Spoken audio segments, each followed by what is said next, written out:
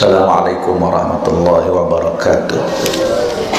Alhamdulillahirabbil alamin wassalatu wassalamu ala sayyidil mursalin wa ala alihi wa sahbihi ajma'in. Rabbi shrah li sadri wa yassir li amri wahlul 'uqdatam min lisani yafqahu qawli. Subhanaka la ilma lana illa ma 'allamtana innaka antal alimul hakim. Wa la hawla wa la quwwata illa billahil 'aliyyil 'azim. Qala al-musannif rahimahullahu ta'ala wa nafa'ana bi 'ulumihi fid dharain amin. Baru ma jaa fi hifzil awrati. Alhamdulillah, pada pagi ini kita dapat nyambung siri kuliah bulanan kita. Alhamdulillah, nampak istiqamah tuan-tuan puan-puan macam biasa. Kadang-kadang dia tambah, kadang-kadang dia tu kurang dah. Ni yang hebat. Hari ni sejarah sikit lah. Tok Guru main dulu, lalu Tok Guru lewat. Tak apalah, hari ni pahala saya banyak lah pada tuan-tuan puan.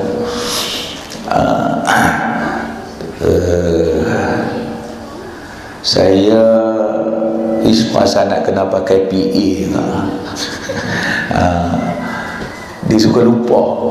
Bukanlah tua dah lagi. Umur saya lebih kurang Rosita Cik Wan ya. Ketua sangat. Kadang-kadang kita naik kereta, orang telefon jemput, kita pun balik rumah lupa, tak tulis diri. 2-3 hari lepas baru mereka peringat balik. Pukul 11 ni Ustaz di Kuala Kurau. Allah kata macam nak tahu, tengok dan tak apa. Kan, dan kita pun kuliah macam biasa lah. Itu yang saya main awal sikit. Kok orang ada saya nak start awal lah. Tapi Alhamdulillah lah, duduk sekejap ramai. Kerana kesungguhan ibu-ibu, bapa-bapa sekalian untuk mendalami ilmu pengetahuan. Kan, jadi kita pakat mari, kita semata-mata untuk ambil ataupun kita pungut ilmu-ilmu yang mungkin kita sebelum ni belum tahu, bil-bil lagi yang berhubung dengan syariat dalam kehidupan kita sebagai orang Islam.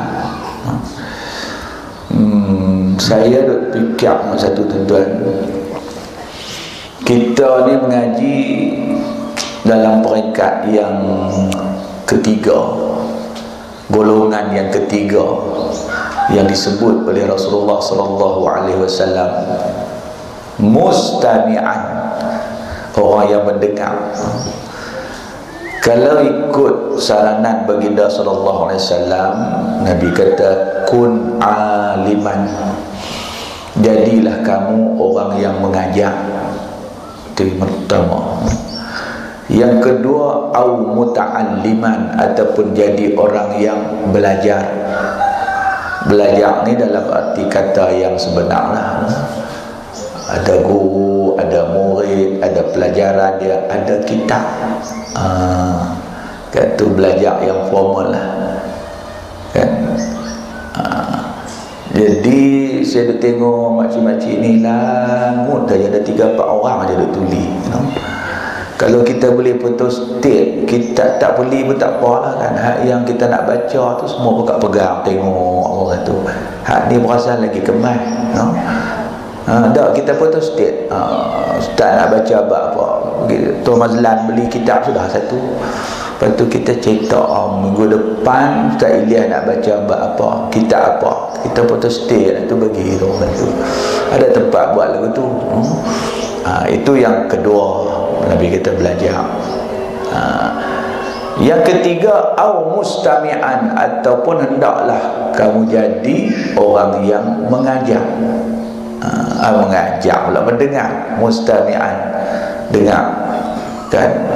Yang ni mungkin bagi orang yang apa nama, tak ada kemampuan nak baca, dia tak kenal huruf, dia tak boleh tulis. Tapi saya ingat kalau tak boleh baca Jawi pun, kalau tiap-tiap minggu kita dah perhati tengok lama-lama Jawi pun boleh. Kan.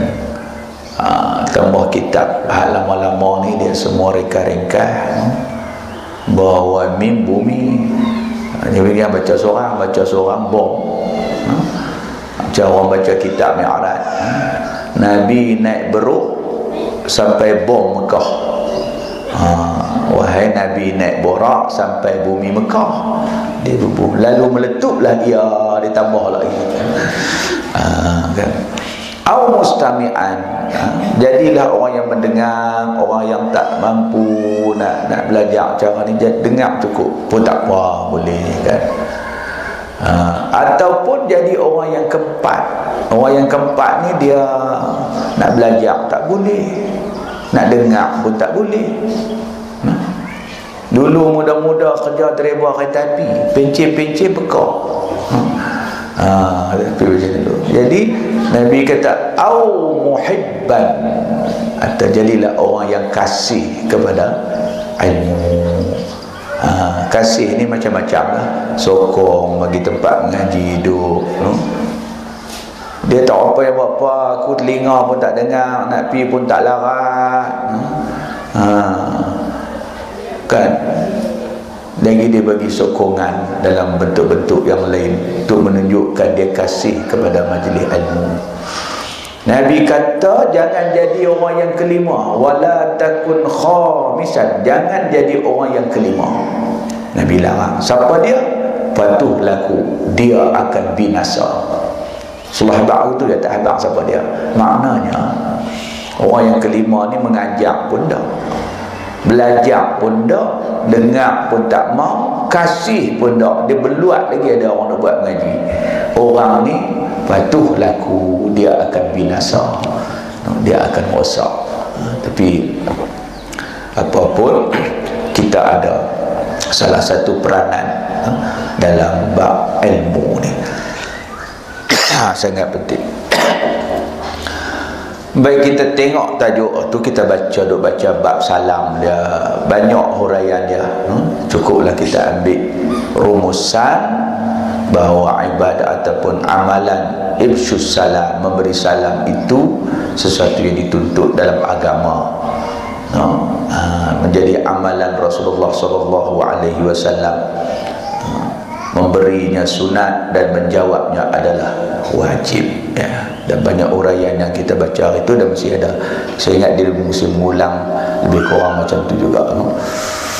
Kita pergi ke depan, iaitu babu maja'a fi hifzil aurati. Bab yang telah datang ia pada menyatakan hadis yang menunjukkan atas suruh memelihara aurah. Di mana ni satu lagi hukum syariat yang kita kena faham supaya kita tidak buat kerja yang haram sepanjang masa. Kerana kejahilan kita. Kita duk buat kerja makruh pun lama-lama takut haram, tambah buat kerja haram. Hari-hari dia buat kerja haram, lama-lama jadi haram jadah, ya. Bahasa saya person, ya. Jadi antaranya yang haram didedahkan dalam Islam ialah aurah laki-laki maupun perempuan. Ketahuilah kiranya ya saudaraku, memelihara aurah daripada dilihat orang itu wajib, ya, melainkan dilihat isteri dan hamba perempuan yang dimiliki. Dua ni saja. Kan, dua ni, suami isteri, hamba perempuan. Suami isteri kita tahu lah. Hamba perempuan ni Dia zaman dulu, zaman kita lah tak ada lah hamba ni. Macam Sayyidina Bilal bin Rabah, dulu dia jadi hamba, kemudian ditebus dia oleh Sayyidina Umar, dibayar dan dia bebas daripada tahap dia menjadi hamba. Hamba ni aurat dia lain. Dia tak macam orang merdeka macam kita. Dia tutup pusat dengan lutut cukup lah. Sebab tu orang tutup aurat ni, walaupun tak buka aurat ni, walaupun dia nampak hebat, tapi dia hamba. Lebih kurang lah kan. Taraf dia tu hamba. Yang merdeka ada batas-batas auratnya yang kena dijaga, kecuali kepada pasangan dia, suami dia, isteri dia, ataupun hamba dia. Kita baca pilah sebab dalam kitab hukum hamba, dia bagaimana kita tahu dia ada batasan dia, no? Perempuan Islam umpamanya, orang lelaki senang, aurat dia hanya pusat sampai lutut. Aurat lelaki dia pakai lagu tu, dia boleh pergi Tanjung lah. Orang kata tak apa ketahuan, baju tak pakai. Tahu tengok pakai kain pelikat, pusat dengan lutut, duduk naik motor, duduk round kot Jambatan Baru kan, angin derah lah orang tu. Elok. Jambatan Baru nak buka 1 bulan 3, tapi dia berkata angin kuat kot tu, naik motor kena jaga-jaga sikit lah kan. Laki-laki pusat sampai lutut, itu kawasan yang wajib ditutup, kepada di hadapan orang-orang yang ajnabi. Ajnabi ini yang boleh kahwin dengan dia lah. Aurat perempuan kan seluruh tubuh dia kecuali muka dan juga tapak tangan. Ini aurat perempuan. Bila ketika dia berdepan dengan laki-laki yang ajnabi, yang boleh kahwin dengan dia, ataupun ketika dia berdepan dengan orang perempuan juga, tapi perempuan yang kafir. Ini pun ada riwayat menyatakan dia kena jaga kawasan aurat dia sebagaimana aurat dia di depan laki-laki yang ajnabi, sama dengan perempuan kafir. Sebab tu tak elok kita pergi duduk karang rambut, pergi duduk basuh rambut, salon hak bukan Islam. Sebab kita buka aurat kita bagi ke dia. Walaupun ada pendapat kata boleh, tapi ada juga yang menyatakan tak boleh. Hukum dia haram juga sebab dia bukan Islam. Jadi sebab tu kita boleh satu cara nak kita duk syok duk pergi buat rambut kedai salon tu, Amoi tu, dia buat elok sungguh, kita pun kenal. Dan mengaji-mengaji rasa nak pergi juga. Saya nak bagi satu cara boleh. Pergi duduk atas kerusi dia lah kata, "Kak, buka tudung." Boleh buka, ikut apa kak cakap. Asyhadu an la ilaha illallah wa asyhadu anna Muhammadar Rasulullah. Dia kata, kita lodeh tak apa lah. Sebab dia perempuan, dia jadi perempuan Islam. Aurat perempuan Islam sesama perempuan Islam antara pusat sampai lutut. Perempuan Islam bersama dengan perempuan Islam. Perempuan Islam bersama dengan perempuan bukan Islam, semua seluruh tubuh dia kecuali muka dan tapak tangan. Kalau sama-sama Islam tak apa, macam makcik-makcik ni tak apa kot, ada buat kelas masak apakah, dewan mana-mana, perempuan semua, perempuan semua. Lepas tu duk tengah syok duk belajar, tak karan tak ada, hangat. Cikgu masak kata, perempuan sekalian, mari kita buang baju. Buang baju semua tak apa, tak salah, tak haram. Pakai berkayu dulu ramai tu. Hukum dia tak haram, cuma pelik, you know. Tak, dia tutup pusat dengan lutut. Itu kemudian cara ringkas kita baca dalam tu. Aurat perempuan Islam di hadapan mahram dia. Mahram ni orang yang haram kahwin. Pak dia, mak dia, adik dia, abang dia, pak mentua dia. Tahu mana? Antara pusat dan lutut. Ni sama-sama mahram kan, tapi lebih aula ditutup juga. Lain-lain daripada tu. Kalau terbuka ke daerah tu sikit tak apa. Kan pusat dengan pusat dengan. Tapi kalau pak mentua pun kena tengok pak mentua agaklah. Kalau pak mentua lagu kami ni jangan duk harap.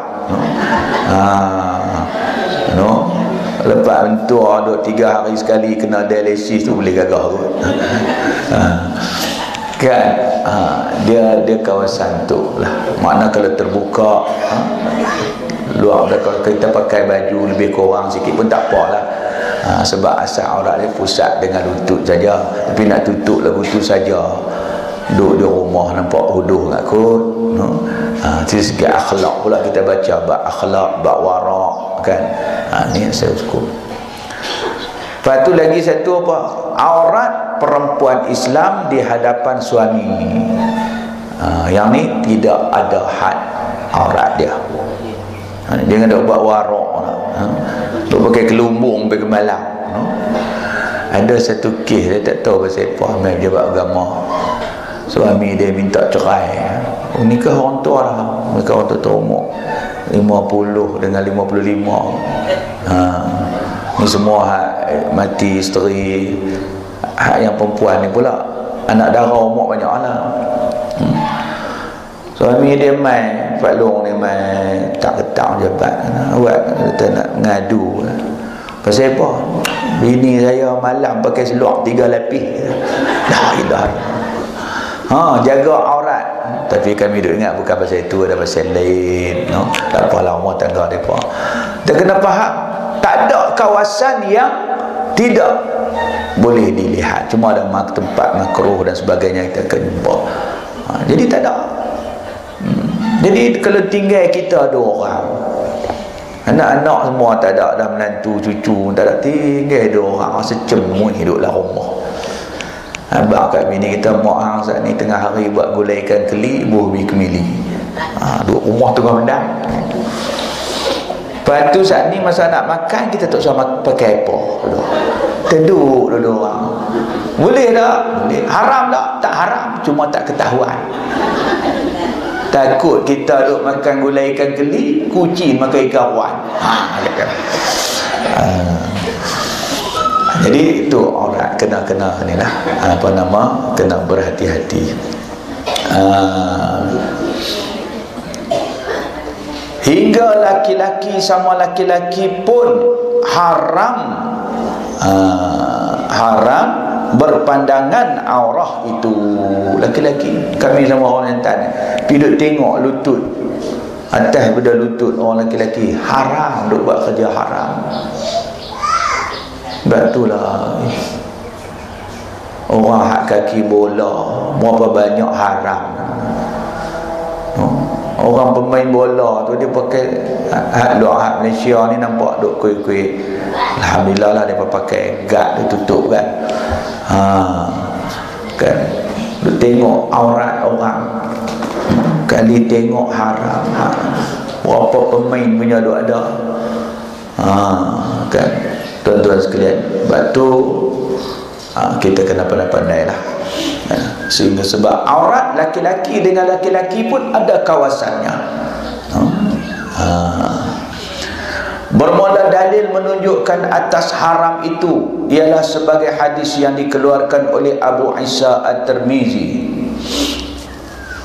Katanya, An Muawiyah bin Haidah Al-Qusairi qala qultu ya Rasulullah auratuna ma na'ti minha wa ma nazar qala ihfazir aurataka illa min zawjatika aw ma malakat aymanuka. Faqala ar-rajulu yakunu ma'ar rajul.